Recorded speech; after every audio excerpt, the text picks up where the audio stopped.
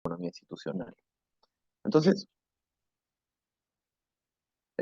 ¿podemos pasar a la siguiente diapositiva?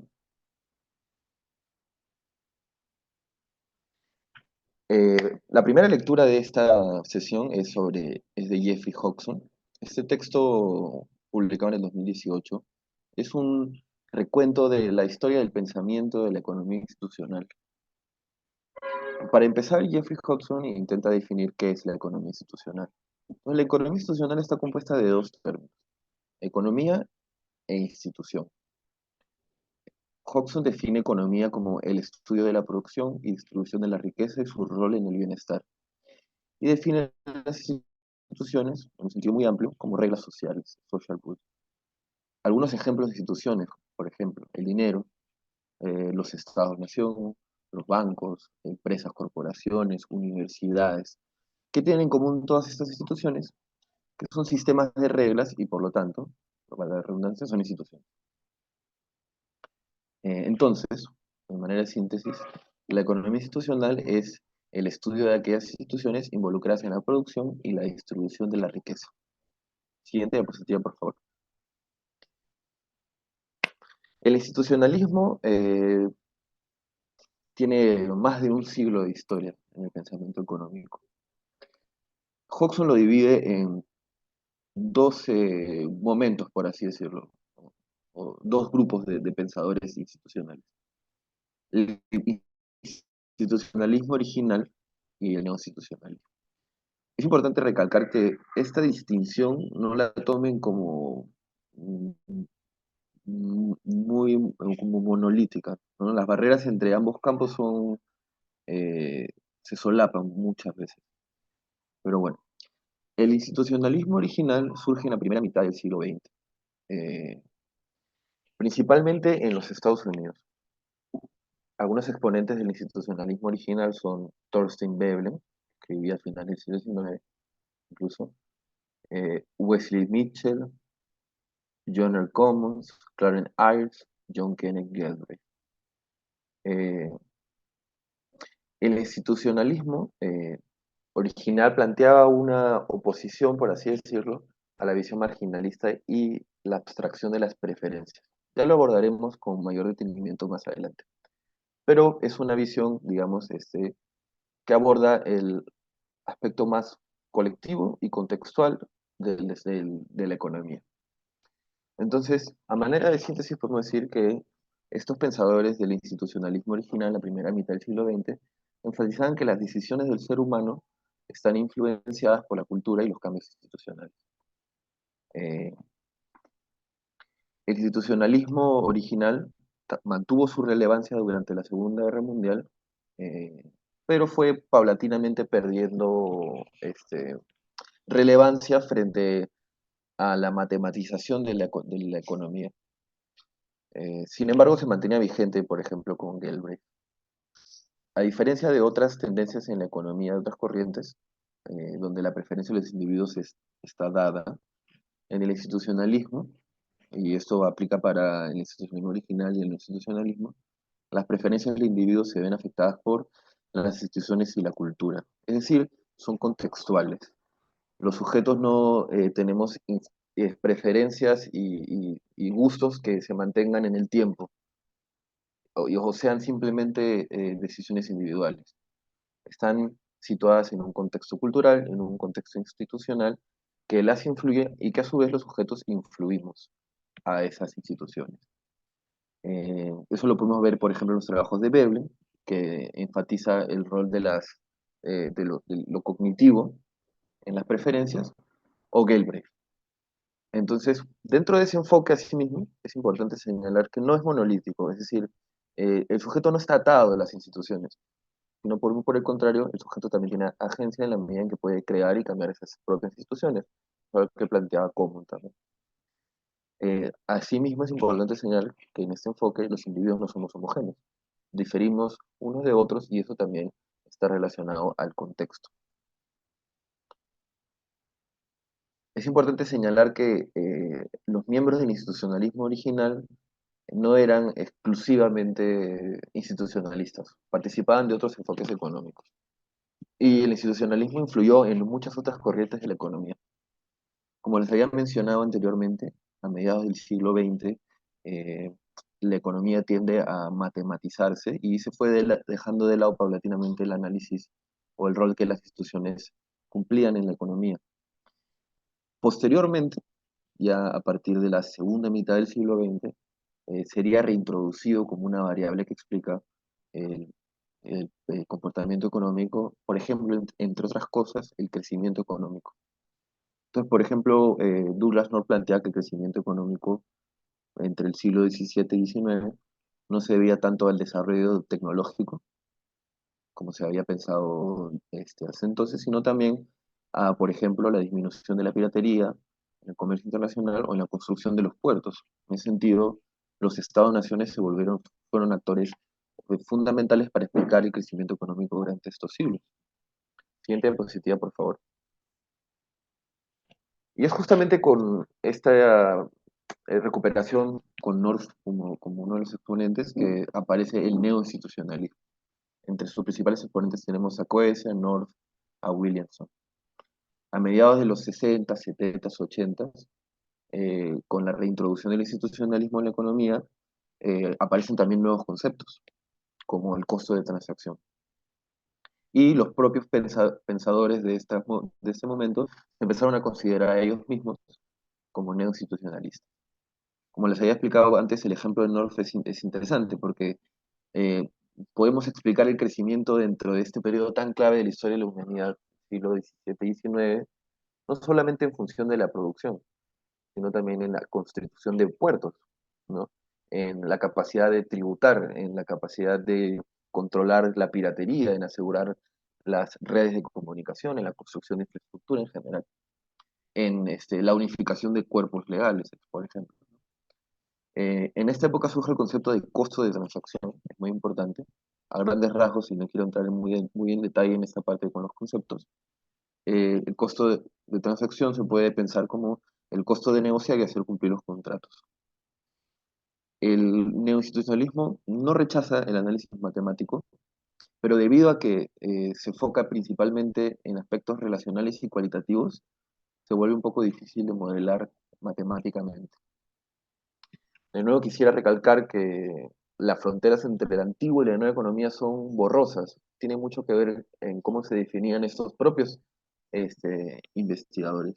Y también es importante señalar que es un campo variado en el institucionalismo. Hay diferentes posturas con respecto a prácticamente todos los temas que se abordan. Por ejemplo, las políticas públicas. Para algunos es necesario tener mayor regulación en algunos aspectos del mercado, para otros no. Siguiente diapositiva, por favor.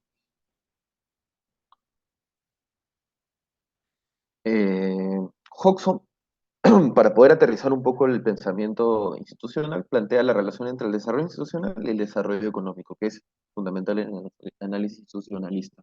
Entonces, por ejemplo, plantea el caso de China. Según el modelo de Fogel, que se basa en la función de la producción, China debía crecer a un 8% anual hasta el 2040, llegando a igualar el PIB per cápita estadounidense y duplicar al europeo. Sin embargo, al momento en el que escribe Hodgson, lo hace en una media de 6%. ¿A qué podemos atribuir esta diferencia? Según el autor y según los autores, eh, esto se debe a las instituciones, por ejemplo, a la falta de un sistema legal moderno y políticamente independiente. Aunque esto quiero que lo tomemos con cuidado porque lo retomaremos más adelante. Otro ejemplo, Corea del Norte y Corea del Sur. Al momento de la guerra de Corea, en la década de los 50, después de la Segunda Guerra Mundial, Corea del Norte y Corea del Sur eran muy similares en cuanto a recursos, población y PBI. Sin embargo, hoy, como plantea ese módulo, Corea del Sur tiene 17 veces más PBI que Corea del Norte. O podemos poner un ejemplo más aterrizado en nuestro contexto. ¿Por qué América del Norte se desarrolló más económicamente que América del Sur? Entonces, por ejemplo, los ingleses en América del Norte construyeron instituciones similares a las europeas, en donde se promovía el libre comercio y la acumulación, mientras que los españoles se enfocaron en una producción de extracción y esclavista. y manteniendo un monopolio, ¿no? Limitando el libre comercio. Siguiente diapositiva. Como había señalado anteriormente, un aspecto central en la discusión del institucionalismo es el rol entre el aspecto entre el individuo y la motivación individual. Entonces, a diferencia de otros enfoques en la economía, en donde el individuo es un actor que es racional dado, en el institucionalismo se tiende a entender al individuo como un sujeto que tiene información limitada. Las personas no tenemos al alcance el conocimiento de todas las posibilidades que podemos tener, y por lo tanto nuestras decisiones no necesariamente van a ser las más racionales, no necesariamente van a estar en nuestro, van a buscar maximizar nuestras utilidades, por ejemplo. Eh, Otro aspecto clave es la forma en la que se entiende la motivación, y aquí difieren bastante los institucionalistas. Entonces, por ejemplo, para Veblen, la motivación del individuo podía pensarse como los hábitos, como mecanismos psicológicos por los cuales las instituciones afectan al individuo.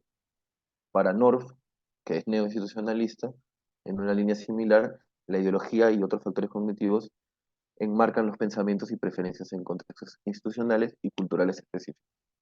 Eh, Eso no es así para otros institucionalistas. Muchos otros prestan menos importancia a los factores psicológicos o ideológicos. Pero el tema de fondo es que pensar en que el individuo como dado, que mantiene sus preferencias y gustos en el tiempo, que es racional, es problemático. Los individuos necesitamos de marcos lógicos para darle sentido al mundo, para poder tener preferencias, para poder tener deseos, para poder tener motivaciones. Y en el sentido en que necesitamos de marcos lógicos, nos necesitamos los unos a los otros. Es decir, necesitamos construir instituciones que presupone necesariamente un relacionamiento. Entonces, por ejemplo, necesitamos lenguajes comunes, convenciones sociales, normas, rituales, etcétera, formas de poder mantener estos marcos lógicos compartidos. En este sentido, el institucionalismo, el análisis institucional, se asemeja mucho, o es un espacio común con la sociología y la antropología, pero eso lo hablaremos más adelante. Es importante señalar también que hay un papel fundamental del rol del poder en el análisis institucional. Los sujetos tenemos poder para moldear las instituciones al mismo tiempo que las instituciones nos moldean a nosotros mismos. Eh, Siguiente diapositiva. En el neoinstitucionalismo, particularmente, es muy interesante y muy importante la discusión en torno a la propiedad, las leyes y los costos de transacción. Entonces, por ejemplo, para el neoinstitucionalismo, la procesión y la propiedad son dos cosas distintas. Eso no necesariamente suele ser la regla o la norma en otros enfoques de la economía. Para algunos economistas, poseer un bien y poder, por ejemplo, usufructuarlo es igual a tener una propiedad sobre ese, ¿no? Pero en la economía institucional, la propiedad debe incluir la tenencia, más no en viceversa. Uno puede tener tenencia o tener posesión y no necesariamente ser propietario. Eso está relacionado a las leyes, como planteaba Como. Y podemos poner un ejemplo en el caso peruano, ¿no? En el Perú existe un problema de superposición de derechos de la tierra. Entonces, por ejemplo, según la ley vigente de tierras del año 94, eh, las tierras se pueden partir y se pueden vender, pero el derecho a la tierra, la propiedad no vence. Entonces las comunidades campesinas mantienen su propiedad sobre sus terrenos, sobre sus territorios, y puede existir dentro de esos territorios posesión reconocida legalmente y también otros derechos de propiedad. Entonces ahí vemos un factor clave de cómo los marcos legales explican la propiedad de los bienes, en este caso la tierra. Y también, al mismo tiempo, el tema de la posesión varía regionalmente y está muy relacionado a la costumbre y al poder. Otro aspecto importante de la discusión en el neoinstitucionalismo son las firmas y las corporaciones.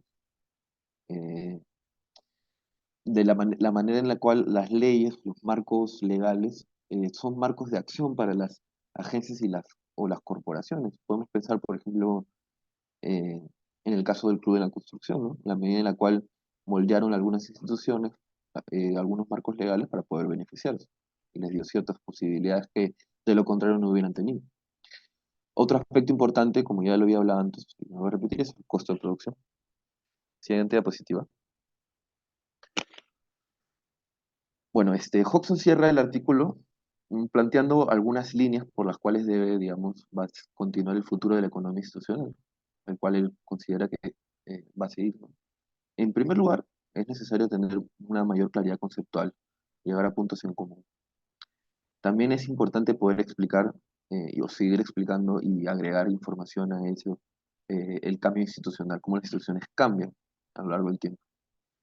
Es importante tener un análisis interdisciplinario y también es importante plantear el impacto de la economía institucional en las políticas públicas, muchas veces dejado de lado. Yo me quería detener un ratito en el aspecto interdisciplinario de la economía institucional.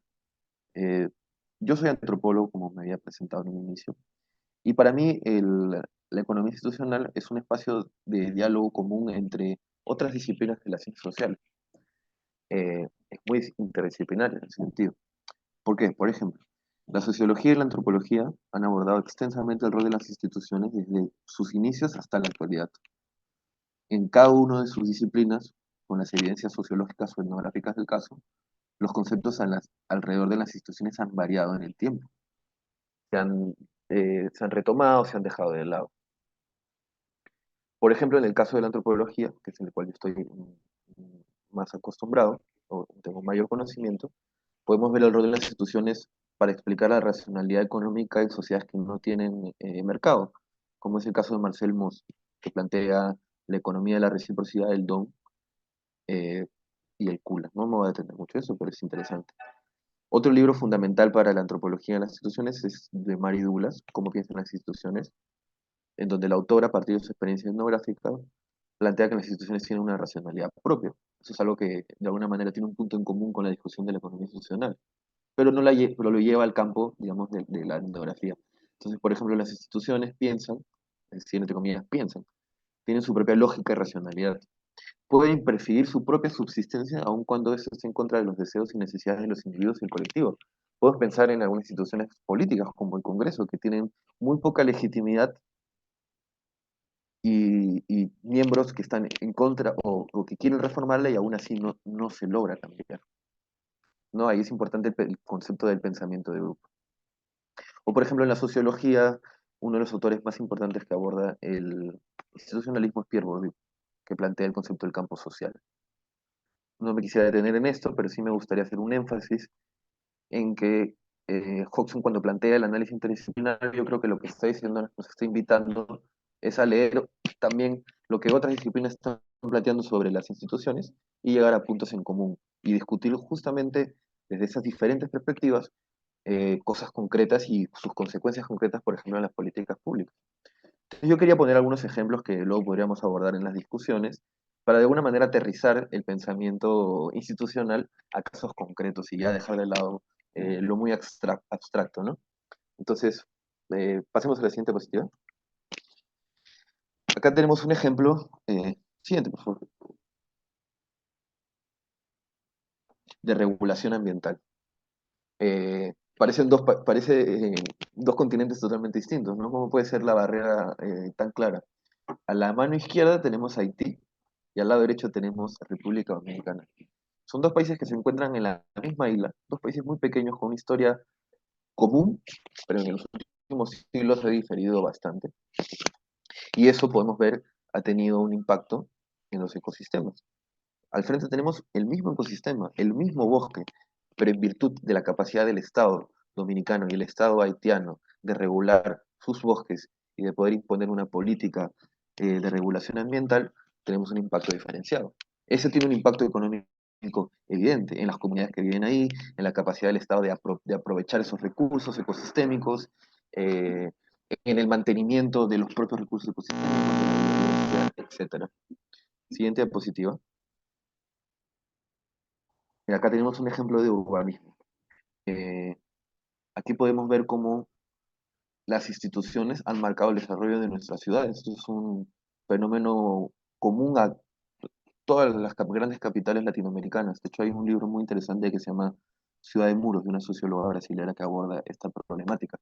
Pero en el caso de un lado tenemos el rol de algunas instituciones como las municipalidades, eh, corporaciones que han urbanizado y también el poder, la capacidad adquisitiva para definir una forma de uso, un plan urbano, una distribución de área verde, etcétera, y del otro lado, la ausencia de esas instituciones también. De nuevo, acá es muy importante la variable poder, la variable historia de la consolidación de estas instituciones. Es la ausencia del Estado, la incapacidad del Estado para poder mantener reglas, digamos, de urbanismo para la ciudad en su conjunto, desbordada. Y el siguiente, acá quería regresar al caso que planteaban sobre China, porque me parecía que como antropólogo podía plantearles una pregunta que podría ayudar un poco también a complejizar nuestra forma en que entendemos las instituciones, ¿no? Vayamos a esta cita, que es para el caso chino. En consecuencia, Asimov y Robinson sostuvieron que se necesitaban grandes cambios en las instituciones políticas de China para sostener el crecimiento económico. En particular, se necesitará un sistema político más pluralista con un poder de contrapeso adecuado. Esto podría ayudar a que el sistema legal sea mucho más independiente, de modo que sea capaz de proteger a los ciudadanos y a las corporaciones de confiscaciones arbitrarias por parte del Estado. Esta cita es del 2012. Personalmente considero que en algunos sentidos es claro, pero en otros hay mucho tinte de sesgo ideológico en esta afirmación. ¿Hasta qué punto China debe mantener un sistema político más pluralista? O sea, yo cuando leo eso estoy, creo que están partiendo desde un sesgo más, digamos, liberal o occidental, que no necesariamente es una realidad. Entonces podemos ver el siguiente mapa, la siguiente diapositiva. Acá tenemos el rol de otra institución muy clave en China que ha podido mantener el crecimiento económico sin que China se haya abierto políticamente, que es el sistema ferroviario. China ha sido el país que en las últimas décadas más ha crecido su sistema ferroviario y eso ha permitido la intercomunicación, la distribución de bienes y servicios a lo largo del territorio de manera más eficiente, lo cual ha podido mantener costos de producción beneficiosos para corporaciones extranjeras, aun cuando el costo de la mano de obra en China ha aumentado muchísimo en las últimas décadas y no, ya no es esa fábrica de mano de obra barata que suele ser. Y bueno, eso ha sido a grandes largos esta pequeña introducción. Me gustaría que luego, si ahora tienen algunas preguntas, las pueden decir, o si no, luego podemos también reabordarlas. Voy a dejar una pequeña pausa para ver si hay preguntas, si no, lo podemos retomar más adelante. Si deseas, Víctor, puedes pasar a tu presentación.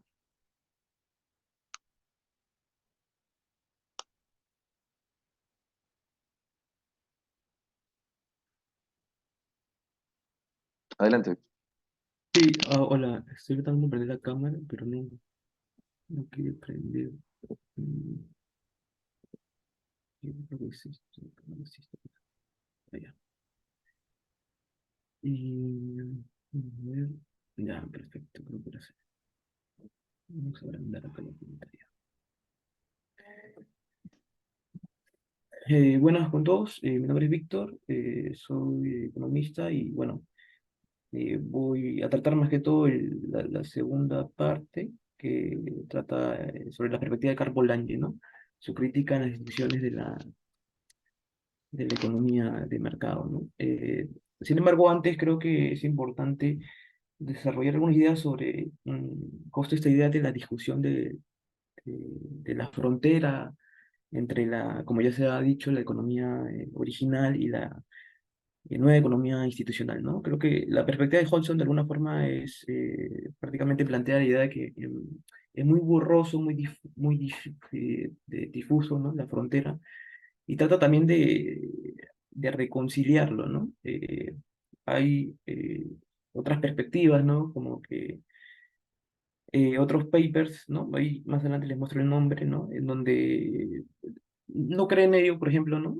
No creen ello y más bien en sí sienten que no hay una reconciliación entre estas dos perspectivas, ¿no? Y que de alguna forma tal vez es porque tal vez la perspectiva de Veblen es un tanto más, se podría decir holística, ¿no? y la nueva economía institucional, o bueno, o tal vez la interpretación de la nueva economía institucional es un tanto más, o sea, sí, en base de este tema del individuo, ¿no? El individuo metodológico y algunas categorías analíticas que usa la teoría neoclásica. Sin embargo, tengo entendido, bueno, no me acuerdo el texto en sí, que Hodgson de alguna forma hansa esta discusión y efectivamente sí, ¿no? En verdad es muy difícil separarlos, ¿no? Más entre la misma nueva economía o la economía institucional original, ¿no? También es difícil decir que, o sea, agruparlos todos en un solo lado, ¿no? Entre ellos, ¿no? Como ya ha ido diciendo, tienen diferencias. Pero bueno, eso ya es un tema que también se puede discutir, ¿no? Sobre la frontera, que es tal frontera, el tema del individuo metodológico, ¿no? Que la nueva economía institucional se sigue basando en ello o no. En lo que respecta, bueno, ya entrando, ¿no? Al texto en sí, ¿no? De Karpo-Langi, voy a dar un repaso así, en líneas generales, algunos puntos concretos, sin embargo, ya cuando discutamos primero la primera parte, ¿no? Bueno, con la redundancia, y después, bueno, lo que sigue. Bueno, breve, ¿no? Polanyi nació en Viena, sus padres son húngaros, bueno, no participó o no militó en un partido en sí, pero se consideraba que era socialista, ¿no? La Gran Transformación se escribió en Inglaterra y Estados Unidos cuando él tenía entre 45, 55 años aproximadamente. Y bueno, pues cuando se publicó el libro el de la Gran Transformación no fue muy popular, por lo que también ya se ha comentado, ¿no? También estamos en la Guerra Fría, ¿no? Ya más que todo a finales del siglo XX comenzó a resurgir, ¿no? Justo, bueno, acá lo explica mejor, por ejemplo, el paper de Gonzalo Caballero. eh, de ahí, bueno, lo que te dice es que la economía institucional original pierde protagonismo, ¿no? Como ya se ha comentado también anteriormente, ¿no? Pero en la última década del siglo XX resurge, ¿no? A partir de una literatura variante, ¿no? Entonces, este autor lo clasifica, ¿no? En tres corrientes, ¿no? Una que es escuela austríaca, Hayek, ¿no? Otra que, bueno, ahí se podría discutir también, ¿no? Otra que es la perspectiva que incorpora diferentes disciplinas, esto ya se ha venido diciendo también, en donde se enfocan también en la relación de poder, ¿no? En relación con el funcionamiento de las instituciones. Acá se encuentra Karpo-Langi y otra perspectiva evolucionista de las instituciones, ¿no? Aquí estaría Hodgson, ¿no? Veblen también estaría acá, ¿no? Sobre todo estas dos últimas, de alguna forma, guardan una relación con los institucionalistas originales. Mm, bueno, eso sería, ¿no? Entonces, pero ¿qué cosa entiende, ¿no? Polanyi respecto a las instituciones? Lo que se entiende es que para Polanyi las instituciones son organizaciones complejas, ¿no? Y aquí cuando habla ya de instituciones, son organizaciones ya de alguna forma, está rompiendo un tanto con Douglas North, porque Douglas North de alguna forma hace una separación entre instituciones por un lado, organizaciones por otro lado. Hodgson de alguna forma también hace una crítica al respecto.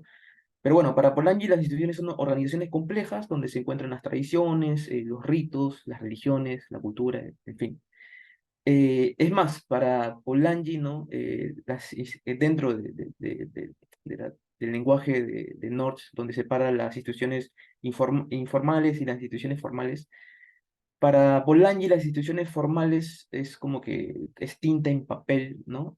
Se podría decir de forma muy drástica, ¿no? Tinta en papel que recoge el reflejo, bueno, este reflejo de lo que es las instituciones complejas, ¿no? Los ritos, las religiones y todo ello, ¿no? Entonces le da más relevancia a ello, ¿no? En sí, más que al tema legal, ¿no? Pero ahí se puede también discutir, ¿no? En general, esto es más o menos el entendimiento de las instituciones. Ahora, ya entrando en sí al libro, ¿qué cosa es o cuál es lo que hace Polanyi, ¿no? Lo primero es que quiere analizar, ¿no? El siglo XIX mediante un análisis que se basa a partir de una interacción entre algunas interacciones, entre unas instituciones, ¿no? Instituciones que van a explicar el proceso histórico, social, económico, ¿no? De este siglo y las consecuencias de ello. Sin embargo, él reconoce de que un análisis de esta forma podría ser muy pobre porque en verdad la sociedad es un tanto más compleja, ¿no? Y abarcan varias cosas, varias variables, o bueno, más que variables, no sé, pues desde una perspectiva tal vez estructural, entre otras cosas, ¿no? Sin embargo, él considera, ¿no?, que este siglo es particular, es específico debido a que hay una paz, ¿no? Y en consecuencia, por su particularidad, se le hace este tipo de análisis, ¿no? Según el propio Polanyi, ¿no? Aquí, por ejemplo, entendiendo que Polanyi de alguna forma entiende que para analizar la estructura, ¿no?, histórica, social, no es suficiente un análisis institucional, acá también rompe un tanto con Douglas North, que de alguna forma él sí entiende que la historia económica se debe entender, ¿no? La historia económica, social, se debe entender a través de las instituciones.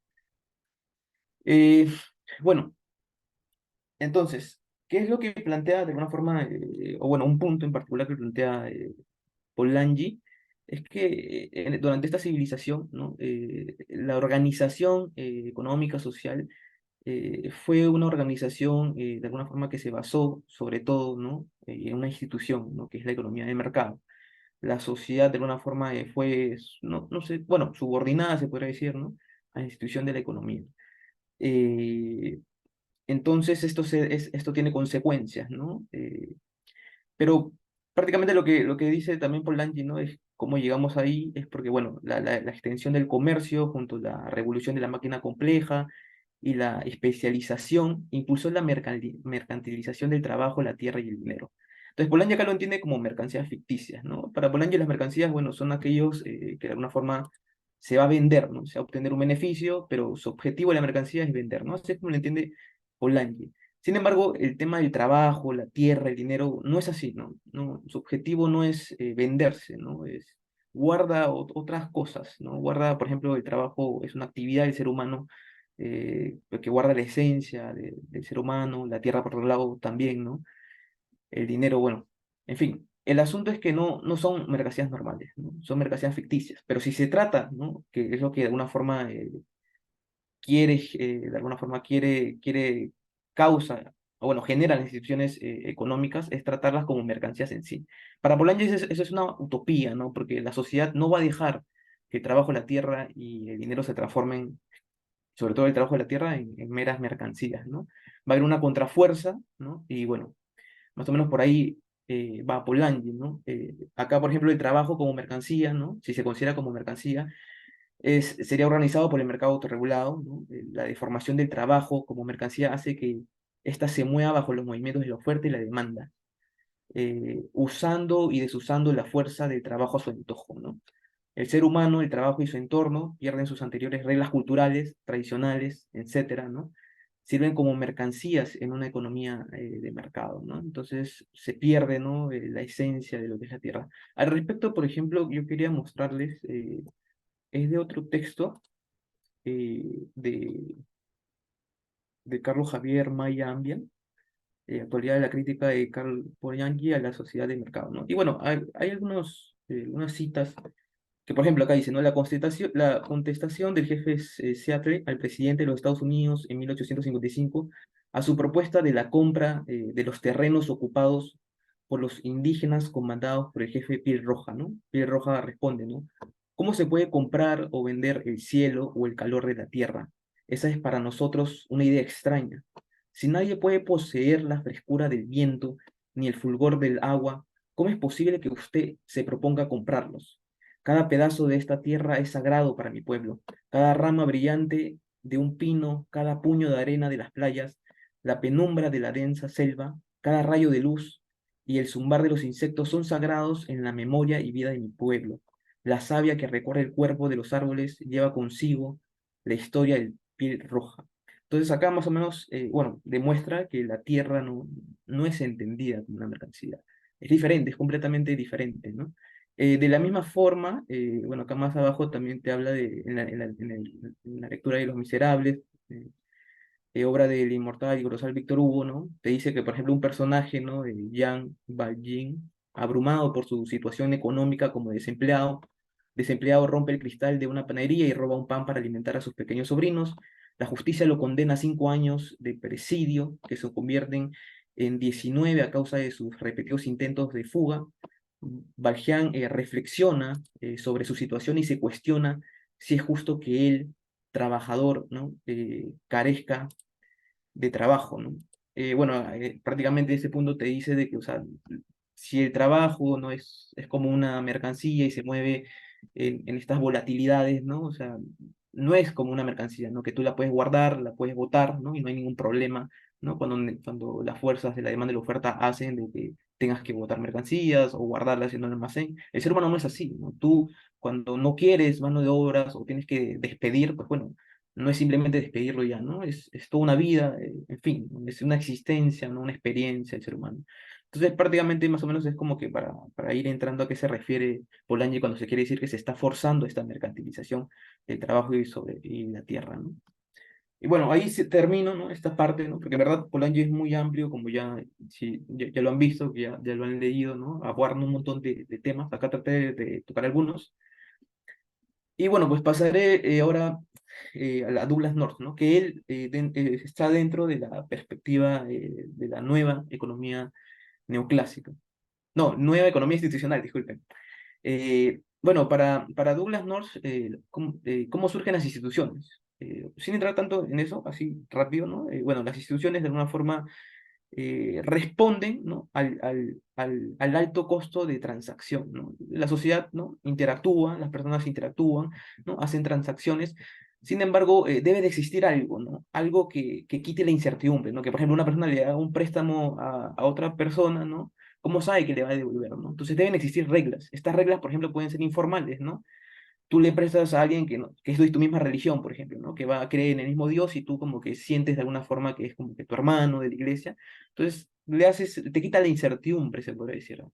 En tanto leyes más, en el caso de leyes formales, un contrato en sí, pues, ¿no? Bien establecido, ¿no? Con los puntos, etcétera, y eso también te quita obviamente la incertidumbre, ¿no? Entonces, así es más o menos como entienden las instituciones, bueno, o eso es lo que entiende Douglas North, o sea, también. eh, pero Douglas North prácticamente divide las instituciones en instituciones informales e instituciones formales, ¿no? Como ya se ha venido diciendo, ¿no? Las instituciones informales es el lenguaje, la cultura, el comportamiento, los hábitos, etcétera. Y las instituciones formales son las leyes, las ordenanzas municipales, ¿no? Estas instituciones son las reglas de juego donde va formando, ¿no? La interacción de las personas. Eh, en general, ¿no? Plantea, ¿no? Que para que un país se desarrolle económicamente debe haber un equilibrio entre las instituciones formales e informales. Más que un equilibrio, una armonización entre las reglas formales y las reglas informales, ¿no? Porque, por ejemplo, si es que un país quiere imponer, ¿no? La constitución de otro país, de otro, por ejemplo, de Europa, ¿no? En América Latina lo quieren imponer, va a crear caos, ¿no? Porque no hay una armonización de estas leyes, ¿no? Escritas, ¿no? Respecto al comportamiento, los hábitos, de alguna forma, la experiencia de las personas, ¿no? Entonces tiene que haber cierta armonización, ¿no? Primero que nada, y además, ¿no? Esta armonía, ¿no? Entre las instituciones informales y formales deben generar, o bueno, deben de dar también la disminución de los costos de transacción, ¿no? Ello, de alguna forma, avanzará hacia el desarrollo económico, ¿no? Y como ya se ha dicho antes también, ¿no? El tema de la transición, ¿no? Cómo vas hacia el desarrollo económico, o sea, con un buen desarrollo económico, ¿no? Lo ideal, lo que uno anhela, un país anhela. Entonces no es fácil, ¿no? Esa transición de alguna forma rompe un equilibrio previo, ¿no? Que ya se ha estado diciendo, ¿no? Que es un equilibrio previo donde la élite sobre todo, ¿no? Es corrupta, ¿no? Entonces ha generado un tipo de sistema que no funciona, no hay mucho costo de transacción, sin embargo hay un cierto equilibrio, ¿no? Entonces, ante cambio se puede romper, ¿no? Y el resultado puede también ser, puede tener incertidumbre, ¿no? Puede ser diferente al esperado porque aparecen nuevos personajes, ¿no? Aprovechan el caos y bueno, y todo ello, ¿no? Y bueno, ahí se termina, ¿no? En general, ¿no? Y yo creo que ya podemos entrar más o menos a las discusiones, a sus reflexiones, ¿no? Podemos subir más arriba, comenzando desde arriba, ¿no? Sobre, que me pareció bastante interesante, que era, por ejemplo, esta imagen, ¿no? Que comentaba, ¿no? ¿Cuáles son sus reflexiones? ¿No? Si alguno quiere o alguna pregunta, alguna consulta. Lo importante es dialogar, hablar, ¿no? Tranquis, ¿no?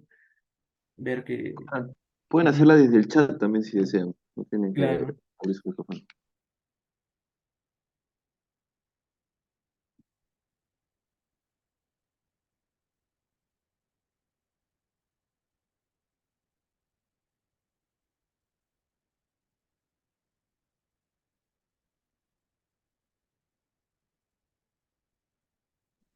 Eh, ya, Ahí dale, dale, sale. César. Sí, sí. Hola, buenas noches. Eh, yo tengo una pregunta y es sobre la importancia de la economía institucional, porque dentro de los enfoques o dentro de las corrientes tanto ortodoxas y heterodoxas, la economía institucional trata de mostrar la realidad, eh, bueno, estudiando las instituciones, ¿no? Y la economía ortodoxa, o mejor dicho, la corriente ortodoxa, eh, tiene otra forma de interpretar la realidad, ¿no? De acercarse a ella, ¿no? Mediante los modelos matemáticos, ¿no? Entonces, a mí me parece súper importante que la economía institucional trate de mostrarnos la realidad eh, analizando las instituciones y no eh, como harían los ortodoxos, ¿no? Que tratan de seguir el modelo matemático, tratan de seguir la economía neoclásica. Este, y no sé, quería aprovechar para preguntarles ¿por qué ustedes creen que es importante el estudio de la economía institucional y sus corrientes? Eso principalmente.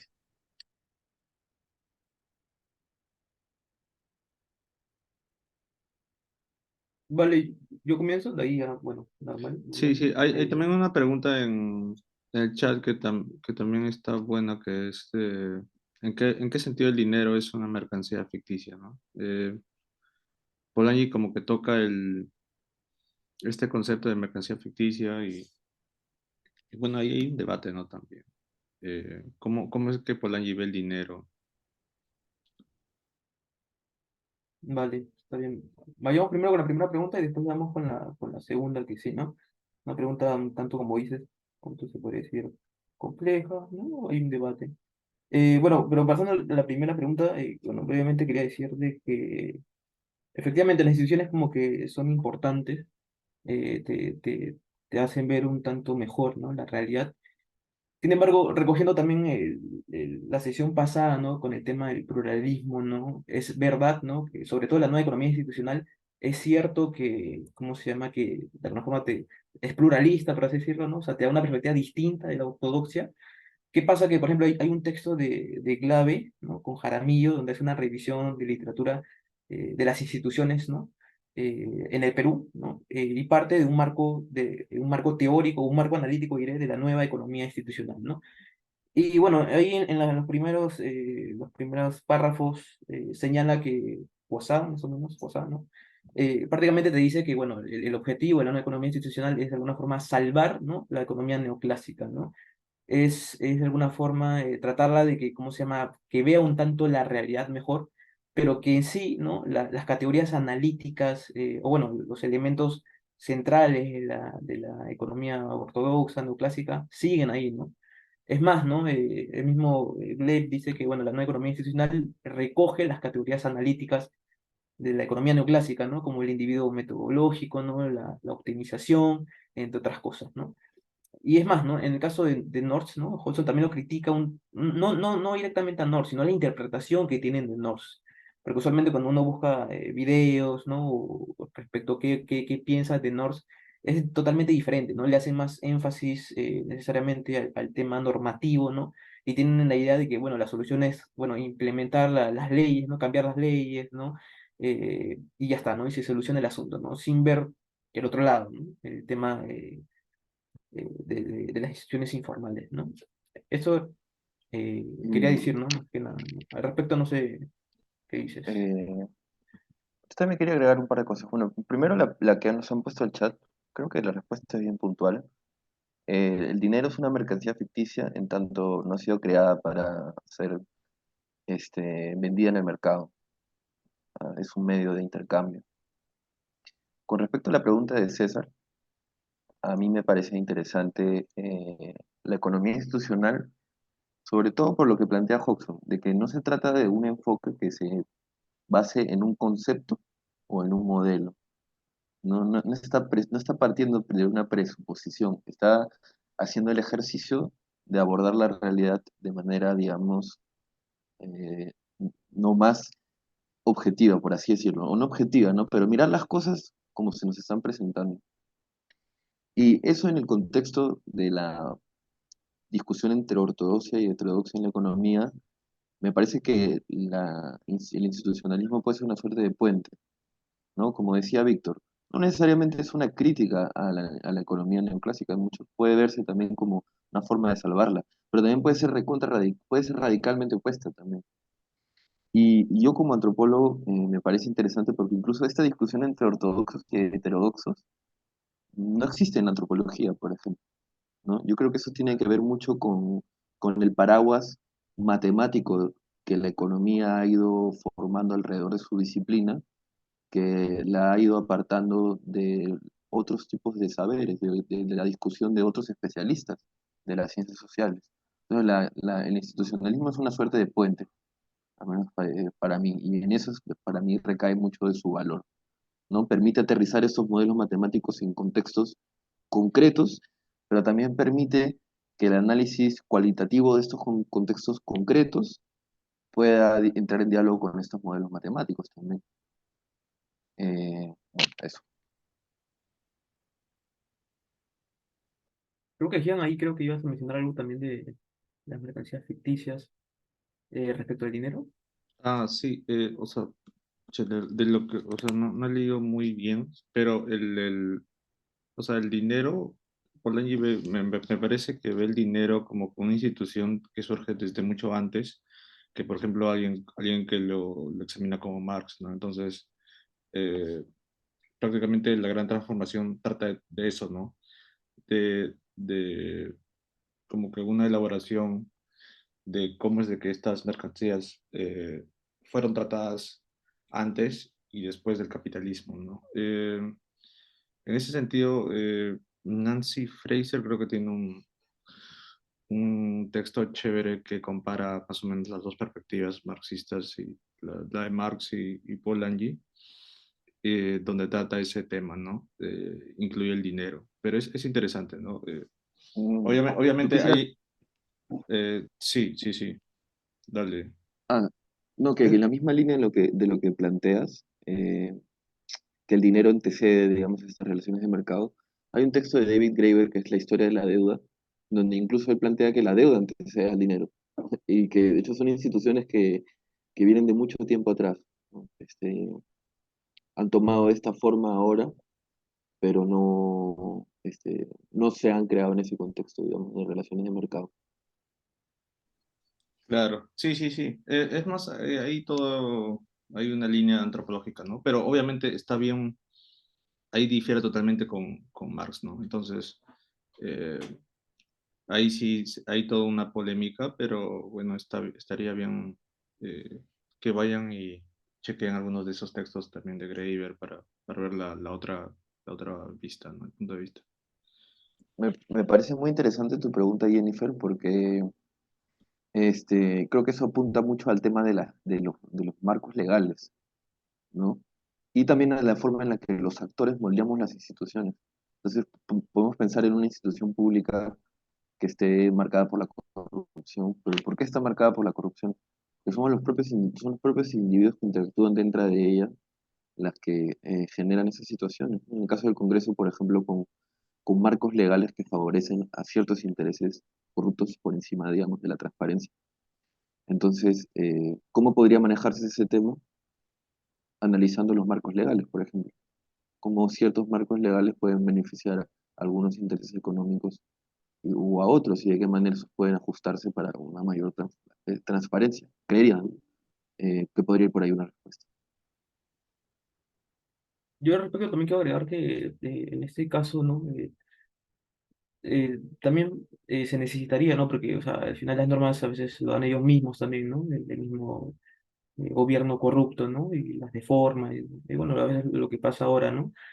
Entonces, creo que siguiendo a Robinson, ¿no? Y a Acemoglu en Por qué fracasan los países, más o menos, una parte interesante creo que es que, bueno, las personas deben de estar, ¿no? Controlar las instituciones, de alguna forma, en el sentido de deben estar ahí, ¿no? Inmersos, o bueno, yo lo entendería así, inmersos en la política, ¿no? O sea, ¿qué pasa? Que cuando una sociedad de alguna forma no es política, ¿no? O trata de alejarse de estas discusiones, las sociedades en general, ¿no? Entonces es muy difícil, ¿no? Creo yo, ¿no? Que haya una cierta supervisión, ¿no? O sea, usualmente cada quien está en sus asuntos, ¿no? Haciendo sus negocios, cosa que no es malo, ¿no? Pero como que no está en las discusiones, ¿no? A veces en las mismas universidades, ¿no? A veces escucha profesores que hacen esta comparación, ¿no? Entre alumnos que en otros años, ¿no? Discutían el tema, ¿no? Se reunían después de la universidad en de tertulias, creo que se dice, ¿no? Y dialogaban sobre las cuestiones políticas, ¿no? Repensando, ¿no? El Perú, ¿no? No tanto en lo que es, sino qué podría ser, ¿no? Eh, que, bueno, en fin, ¿no? Eso también justo fui a una conferencia de humanidades de la CB, ¿no? La última, la última sesión, y prácticamente la CB, la Comisión de Verdad y Reconciliación te plantea lo mismo, ¿no?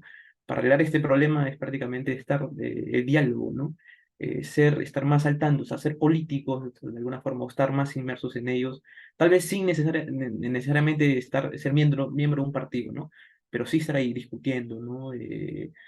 Ser más conscientes de la situación, ¿no? Y bueno, también es cuál es el Perú que queremos, ¿no? El mejor Perú, ¿no? Entonces la idea yo lo vería tal vez por ahí, ¿no? No necesariamente diría que lo legal podría corregir este tema, pero sin embargo, obviamente es necesario lo legal, ¿no? Yo creo que como complemento, ¿no? Sería este tema, ¿no? De las personas, de la sociedad, ¿no? Eso nomás quería mencionar.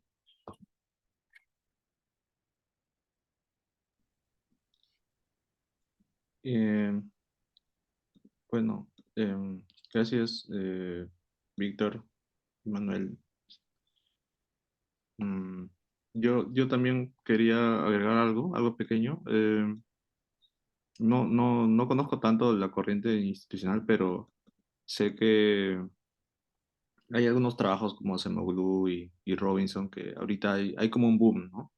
Incluso acá en el Perú hay bastantes artículos que han lanzado un poco con esa visión también, ¿no? Y, por ejemplo, no sé si conocen este paper de Melissa Dell sobre la MITA y su impacto luego de no sé cuántos cientos de años, pero por ejemplo hay también todo un boom que en Estados Unidos que también eh, están promoviendo, ¿no? Incluso desde el MIT, ¿no? Desde el MIT hay como que un grupo de economistas bastante fuertes que están publicando. Incluso ahorita hay un profesor que se llama César Guaroto que está con su doctorado, creo que de Chile, y también está haciendo historia económica con toda Semoglu, ¿no? Y bueno, ahí hay varios problemas, ¿no? Por ejemplo, la matematización, por ejemplo, creo que se ha incrementado.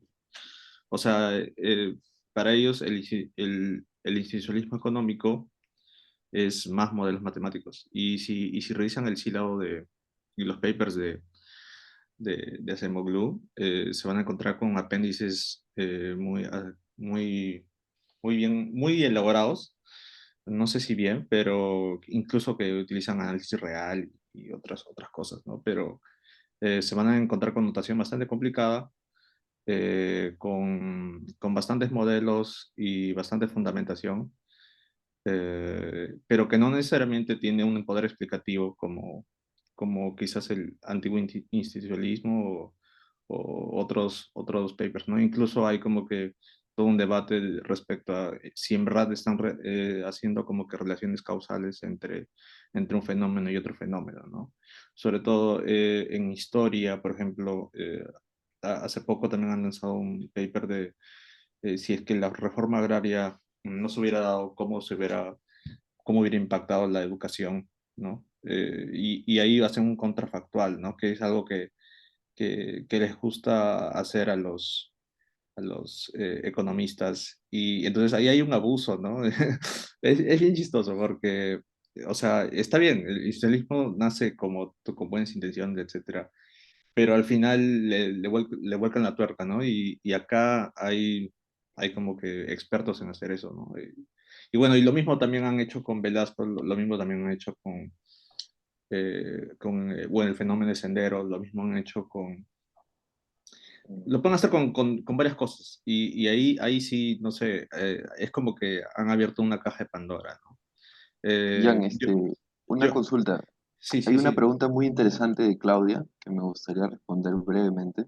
Ah, ya, ya, Que pero podemos pensar que hay instituciones muy breves, que hay instituciones que sí, son, digamos, más hegemónicas que otras, ¿no? Hay instituciones como las comunidades campesinas, las rondas campesinas, que tienen poder y tienen capacidad de disputa. Entonces también el cambio la agencia puede darse desde otras instituciones también. No necesariamente tenemos que pensar en las más hegemónicas o las que tienen mayor poder político actualmente o económico.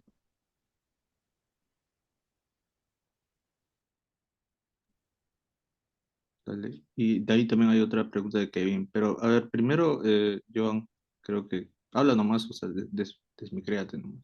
Somos pocos.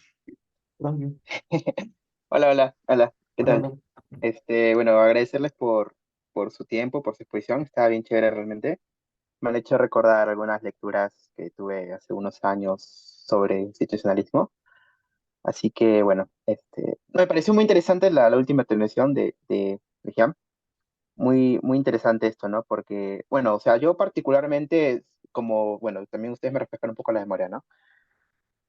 Claro, sí es cierto que existe cierto eh, asolapamiento, ¿no? Entre el viejo institucionalismo o el institucionalismo original o antiguo y el neo-institucionalismo, ¿no? Pero claro, ¿no? El detalle y también tiene que ver ahí el tema con, bueno, como está en las lecturas que habían recomendado para la sesión, el tema de las matemáticas, ¿no? Pero yo lo que quería señalar es lo siguiente, ¿no? O sea, uno, por ejemplo, si va a libros, también lo mencionaron, ¿no? Libros de por qué fracasan las naciones, encuentra términos que a uno le parecerían que son un poco convencionales dentro de la literatura ortodoxa, ¿no? Si entendemos que Acemoglu, pues, es un autor que publica, por ejemplo, un manual de introducción al crecimiento económico y que es bastante riguroso, ¿no? Y encuentra, por ejemplo, en ese libro de por qué fracasan las naciones, conceptos que uno a primera vista pensaría que son o están ligados a otros enfoques económicos, ¿no? Por ejemplo, allí si tratas un poco de zafarse un poco de los pasajes históricos, de la experiencia histórica que está abundantemente comentada en todo el libro, hay conceptos que emplea, ¿no? Por ejemplo, fuera de los conceptos clásicos que son instituciones inclusivas, extractivas, etcétera, hay conceptos como, por ejemplo, condiciones iniciales, dependencia de la trayectoria, etcétera, ¿no? Que son conceptos que, por ejemplo, en otros enfoques económicos se usan ampliamente, ¿no? Así que a veces cuando se toma una lectura como tal, como esa, ¿no? Y se lee esos conceptos y esos conceptos usados para explicar específicamente de la evolución de ciertos países, de cierta sociedad, etcétera, pensaría, ¿no? De que hay un solapamiento, ¿no? Incluso creo que el nuevo libro también que ha sacado Acemoglu va en esa línea un poquito, ¿no? Incorporando nuevos conceptos y discutiendo nuevas problemáticas, ¿no? Es Power and Progress, creo. Bueno, en fin. Lo que quería señalar es lo siguiente, ¿no? Y es cierto, ¿no? Yo también, a pesar de ver todo eso dentro del libro de Acemoglu y dentro de la tradición institucionalista, algo parecido se puede comentar sobre el NOR, sobre todo los últimos publicaciones que ha sacado. Lo que sí se observa es eso, ¿no? Es realmente eso, ¿no? Que lo que comentaba Jan, que es profundamente matemática, ¿no? O sea, claro, tú encuentras toda esa discusión en por qué fracasan las naciones, pero si quieres ver el lado, digamos, una prueba más formal o una prueba más lógica matemática, están sus papers, ¿no? Y prácticamente todos, o si no son todos, las discusiones que tiene en ese libro grande, son artículos realmente, ¿no? Y trata de, obviamente, a partir de índices, ¿no? Porque, por ejemplo, ¿cómo puedes medir, no sé, por ejemplo, si una institución es extractiva o no, ¿no? Tienes que emplear un índice, ¿no? Así que a partir de ciertos índices, claro, ¿no? Volca todo esta discusión y trata de probar justamente la hipótesis que tiene, ¿no? Supongo, ¿no? Pero sí es cierto eso, ¿no? Yo quería comentar solo eso, que encuentro bastante formal, a veces exagerado, a veces el tema de causalidad también no se discute tanto. Incluso a pesar de que la discusión poniéndolo en un tema causal ya, no sé, digamos, intuitivamente a uno le parezca extraño, o siendo más rigurosos, alguna, por así decirlo, ¿no? Sobreexplotación de esos métodos de inferencia causal también no son los adecuados, ¿no? Ya mencionaba el caso de, bueno, yo los papers que recuerdo bastante es uno de Velasco, no sé si él se refería al mismo, que es uno que publicaron en el BCR, que Sí, sí, sí, básicamente sí. trataba de medir el impacto de Velasco, ¿no? De la reforma agraria. Y hacen, bueno, un método obviamente que a unas personas que no están tan familiarizados con los métodos de inferencia causal y Ujú. dicen, wow, es un método genial, ¿no? Y entonces lo prueba todo, ¿no? Control Pero sintético, en fin, sí. sí, sí, claro, control sintético, pero ahora la discusión está un poco en ese tema, ¿no? Si está bien hecho ese control sintético, ¿no? Porque la parte o sea, antes de la intervención tiene que ver una buena relación, ¿no? Con el Perú real, ¿no? O sea, el sintético tiene que estar bien. Pero bueno, es una discusión aparte.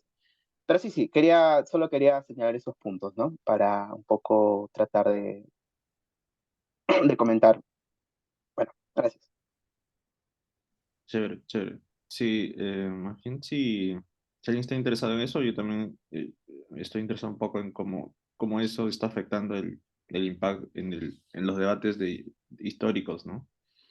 Y bueno, en el Perú es cuestión de tiempo que solo alguien publique algo como que, ¿qué pasa si Tupac Amaru no hubiera perdido o algo así y ya publica su paper, ¿no? Es como que, sí, pero bueno, ya, eso ya es otro tema. Ahí hay otras preguntas. Víctor, no sé si quieren responder, pero están interesantes también. Primero creo que era la de Kevin.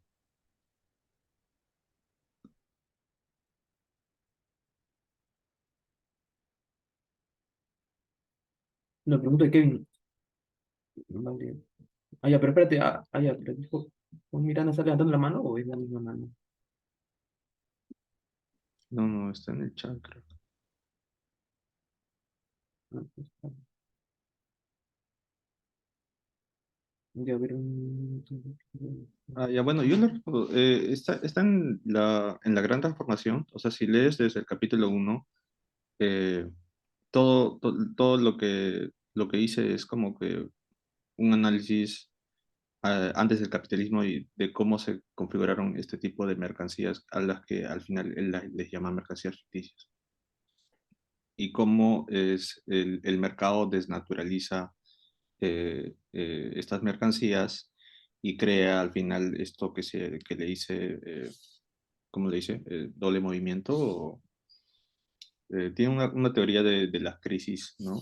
Y que es bastante interesante también y que, bueno, hace bastante contraste con Marx, ¿no? Que bueno, en cierta parte estaba bastante distanciado. En algunas partes sí, sí hay similitudes, que las destaca justamente este artículo de Nancy Fraser, pero sí, él diría que el dinero existe desde antes, ¿no? Y que era utilizado de otras maneras y que el mercado empezó como que a usarlo, ¿cómo le dice? Le dice, tiene como un término, ahorita no me acuerdo. Pero eso más que todo el dinero que viene antes, ¿no? Del mercado. Eh, Hay una pregunta de Claudia Linares también con respecto al rol de lo tradicional. Yo creo que en ese caso en particular, como te estaba comentando por el chat, habría que definir qué entendemos como tradicional, qué entendemos como cosmología o ontología o ideología incluso, ¿no? Si uno repasa la historia, por ejemplo, de las comunidades campesinas en el Perú, han estado en constante relación y diálogo con las instituciones coloniales, con las instituciones republicanas y con el mercado desde el inicio de la conquista. Entonces, creo que plantear la subsistencia de una cultura ancestral no sería, digamos, lo más eh, real, digamos, ¿no? Aterrizado. Sobre si debe haber un cambio cultural, también deberíamos preguntarnos qué entendemos como cultura dentro de una institución. ¿A qué nos referimos? ¿A las normas o a las motivaciones de los propios individuos? Que como hemos dicho a lo largo de la presentación, son variadas, ¿no? Entonces, digo, es un tema un poco que tomarlo, digo, eso esa división entre lo tradicional y lo no tradicional, un poco con pinzas. Por otro lado, comparto tu postura con respecto a Simón y Robinson, ¿no? Eh, de repente, que Víctor podrías elaborar un poco más en eso. Ah, ya, yo quería decir algo más ahora que, bueno, sino que me pierdo un tanto en las preguntas de Jennifer Torres, creo. Bueno, yo entiendo tal vez desde la perspectiva de Bolaño que ya en sí la tradición ya es una institución, ¿no? Desde la perspectiva de Polanyi, ¿no? De alguna forma es una forma, influye, o bueno, o es un comportamiento mismo, ¿no? Entonces ya sería de alguna forma una institución dentro tal vez del lenguaje de Douglas North sería una institución informal. Pero usualmente, bueno, como se ha estado hablando, usualmente las instituciones se plantean tal vez más al tema formal, ¿no? Al tema normativo, ¿no? Que usualmente es lo que se entiende, ¿no? Pero tal vez desde la perspectiva de Polanyi, tal vez o bueno, en fin, de él, ya lo consideraría como una institución y bueno, en fin, ¿no? Lo legal tiene que reconciliarse con esas perspectivas, ¿no? Es complejo y difícil, sí, ¿no? Pero en todo caso acá estaría hablando el equilibrio que también dice North, ¿no? De esa armonización entre las instituciones informales y formales, ¿no? Pero usualmente a veces no pasa eso, ¿no? Justo hay un argentino, ¿no? Cuando comencé a buscar también a Douglas North, eh, bueno, que prácticamente lo que dice es, allá de Fabricio Batista, ¿no? Que explica, ¿no? Cómo él entiende a Douglas North. Y en un momento, ¿no? Del video él dice que, bueno, el problema, ¿no? En el caso del Congo, ¿no? Aparte de que las instituciones, o sea, son corruptas y todo ello, es que las personas deberían de tener, ¿no? Una idea de defender a la propiedad, ¿no? Entonces es como que también controlar, ¿no?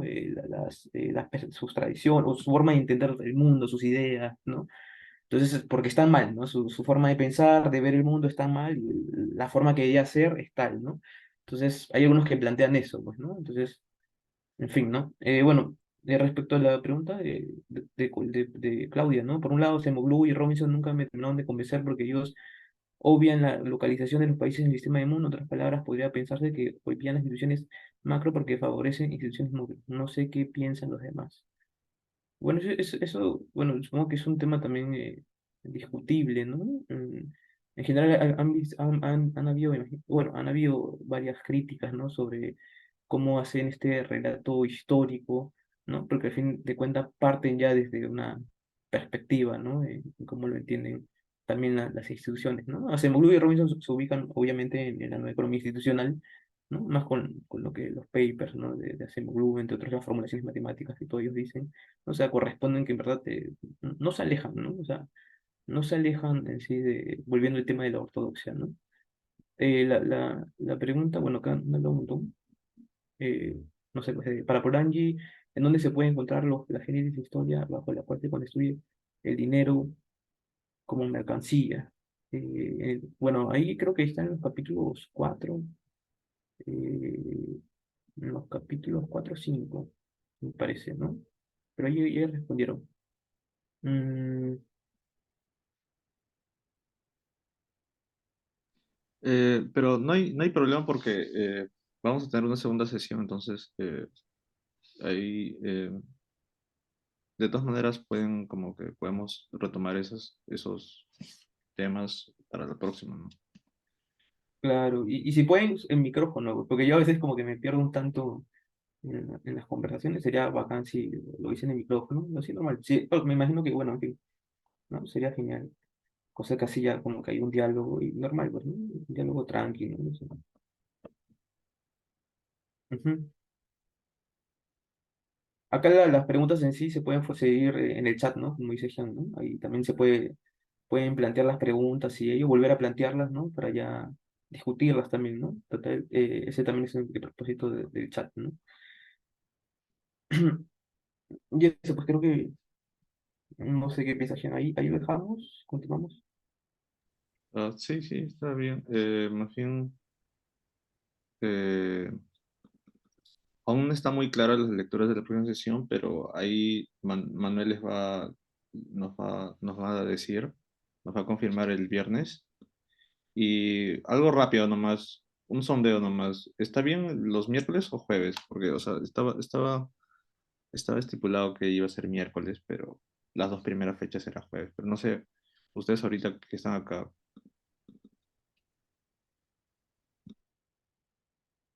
¿cuál se le hace más fácil? Fabricio dice miércoles. O hacemos un tipo de encuesta, algo así, pero, o sea, está estipulado miércoles, pero creo que algunos piensan que también era jueves. Pero bueno, de todas maneras, vamos conversando eso. Hasta ahorita va a ser miércoles, pero, Encuesta, dice Luz. pero Maita, mejor encuesta. sí, podría ser una encuesta y ya pues, ya nos vemos. Nos vemos, Sí, pues. gracias. Ujú. Entiendo, pues. Ya, muchas gracias, gracias por venir, ¿ah? Muchas gracias. Hasta luego. Hasta luego, muchas gracias. Muchas gracias por participar. Hasta luego.